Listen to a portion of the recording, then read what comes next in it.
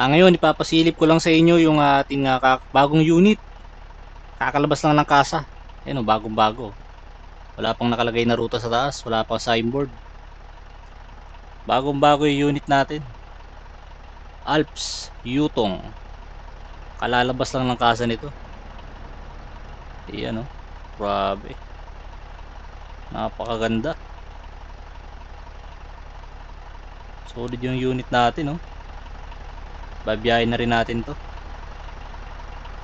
Saan kaya maganda ibiyahe to? Bicol o Batangas? Saan ba natin to ibabiyahe? Branyong branyo. Kalalabas lang po ng kasa. Sariwang sariwa. Walang gasgas, wala pa plaka.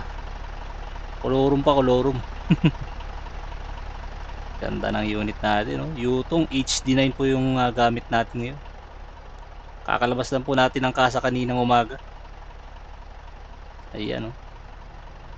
Napakaganda. Puting puti. Ayan.